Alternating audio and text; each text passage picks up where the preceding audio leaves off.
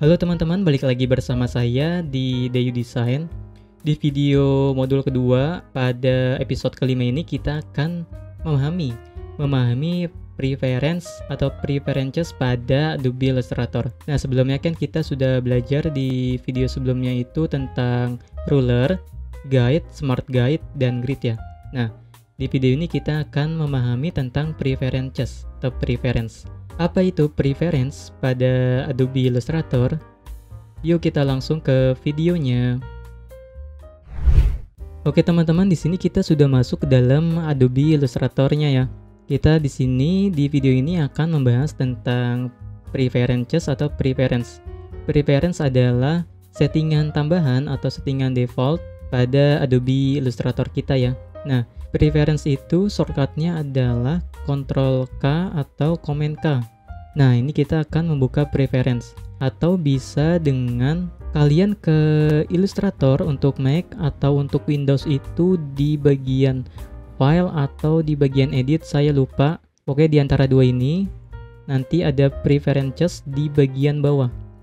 Di bagian bawah main menu file atau di main menu edit di bagian bawah. Nanti ada preference untuk Windows. Oke, kita langsung ke preferences ke paling atas terlebih dahulu ya, ke general. Kita akan bahas yang penting-penting aja di antara semua ini ya. Oke, yang pertama adalah general. Nah, general ini adalah untuk umum digunakan pada Adobe Illustrator. Jadi untuk keyboard increment ini adalah saat kita menggeser suatu elemen di Adobe Illustrator, nah dia akan menggeser satu kali ke kiri. Saat kita mencet kiri, dia akan menggeser ke kiri satu kali dan ke kanan satu kali. Nah, selanjutnya untuk constraint angle ini nggak terlalu penting. Lanjut ke corner radius. Nah, untuk corner radius ini adalah settingan default ya. Misalnya di sini ada 12 pixel. Contohnya adalah seperti ini, teman-teman. Saya klik di sini toolbar rounded rectangle. Klik. Nah, saya klik sembarang aja, di mana aja, klik. Nah, di sini ada corner radius secara default ya, 12 pixel. Sesuai dengan settingan awal di preference 12 pixel. Corner itu untuk ini ya, teman-teman. Untuk bagian sudut-sudutnya berbentuk round gini, rounded, jadi enggak tajam. Nah, selanjutnya adalah untuk bagian ini dibiarkan aja ya, sesuai dengan settingan dari sananya, dari Adobe Illustrator-nya. Yang ini enggak biarin aja, enggak kita apa-apain. Lanjut, mungkin saya membahas yang ini ya, nih, yang dua ini. Untuk scale corners ini adalah misalnya sini saya belum centang ya. Nah, misalnya ini sudutnya saya segini. Nah, pada saat kita ingin memperbesar atau memperkecilkan suatu elemen pada desain Adobe Illustrator, nah, kan dia akan mengikuti ya. Dia akan secara otomatis saat kita memperbesar, roundnya ini akan mengecil. Pada saat kita mengecilkan objek, roundnya ini akan semakin memperbesar. Nah, akan semakin bulat ya ukuran pada elemen kita. Nah, pada saat kita mengaktifkan yang ini, Ctrl K, klik yang ini, checklist, centang, oke. Nah, pada saat kita memperbesar, nah dia akan sama aja, akan mengikuti elemen pada roundnya ini. Nih, dia akan mengikuti ya. Jadi ukurannya tetap sama, walaupun elemennya besar atau kecil, ukuran pada lingkarannya ini di sudut-sudutnya tetap sama. Misalnya saya memperbesar, tadi kan ini cornersnya ini 57 ya. Misalnya kalau saya memperbesar, cornersnya ini akan 135. Dia mengikuti besaran pada elemennya, yaitu adalah shapes ini. Oke, lanjut. Untuk ini, scale stroke and effect ini adalah sama seperti corner tadi. Jika saya nggak mencentang yang ini, misalnya ini, stroke ini, saya perbesar, dia akan sama aja ukurannya, yaitu 10 poin. Kalau saya memperkecil, dia juga tetap 10 poin.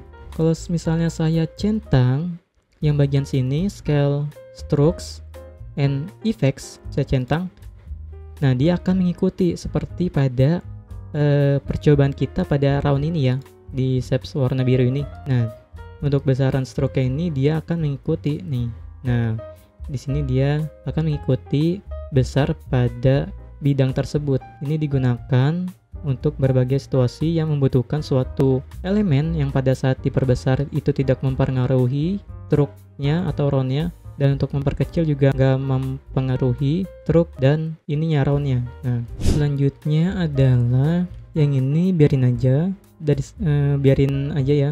Untuk pengaturannya biarin dari sananya aja. Selanjutnya kita masuk ke selection and anchor display. Saya bahas yang ini aja mungkin. Yang object selection by path only. Maksudnya path apa? Nah, misalnya saya kan nggak checklist ya. Saya nggak checklist, saya klik kan bisa nih. Tetap bisa ya. Walaupun saya ingin menselect suatu bidang, saya klik di mana aja di bagian elemen ini kan tetap bisa ya ke select ya. Kalau misalnya saya mengklik object selection by path only, nah nanti ini nggak bisa diklik, hanya bisa diklik objek ini, menselect objek ini di bagian path-nya aja, di bagian luar suatu bidang elemen. Di sini path, ini kan namanya path ya, suatu bidang luar pada suatu objek elemen. Kalau ini anchor, suatu titik yang menghubungkan path atau sebuah titik ya. Kalau ini namanya path, suatu bidang luar pada suatu objek atau elemen. Kalau ini kan disebut anchor ya. Ini udah anchor 1, ini anchor 2, dan ini namanya path nih. Ini path, untuk ininya anchor ya. Suatu titik yang berada di bagian ujung-ujung. Kalau bagian bidang di bagian luarnya ini namanya path. Nanti ini kita pelajari di bagian pen tool ya. Modul 3 atau 4 saya lupa.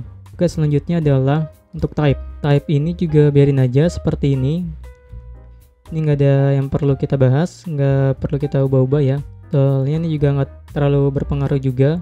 Selanjutnya untuk di bagian units, ini general ini untuk ini ya, untuk kebutuhan general ini kan pixel. Ini untuk kebutuhan misalnya ingin mengubah artboard.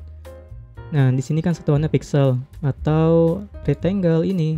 Misalnya saya klik ini, nah ini kan satuannya adalah pixel. Nih, ini pixel, ini pixel nih. Ini satuannya pixel ya. Dan rulers juga satuannya pixel.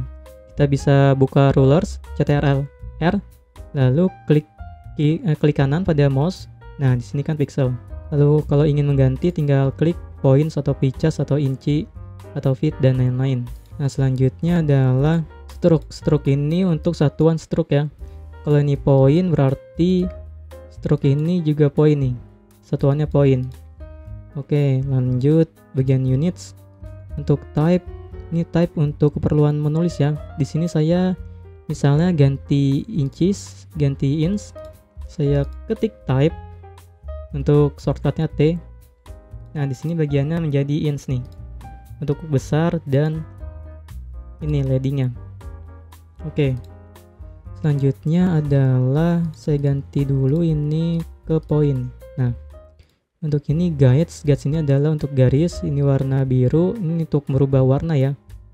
Misalnya ini saya ubah warna ke green, saya tarik guides ini, saya show Ctrl titik 2 koma. Nah, dia warna hijau ya, ini untuk guide-nya. Atau di view baru ke guides. Ini guides, hide guides atau lock guides. Ini dibuat di bagian ruler ya, atau bisa juga untuk membuat guide ini di bagian elemen ini. Yang sudah saya bahas sebelumnya di bagian video sebelumnya, yaitu tentang ruler, grid, guides, dan smart guide. Nah, saya ubah lagi menjadi warnanya default yaitu cyan. Lalu untuk grid ini, grid adalah ini warna abu-abu ya. Saya buka grid atau bisa juga di main menu view baru grid, show grid. Nah, ini warna abu-abu ya. Kalau saya ubah warnanya menjadi warna merah, dia akan menjadi warna merah nih gridnya. Untuk menghide grid adalah Ctrl koma atas. Nah, udah ke hide ya.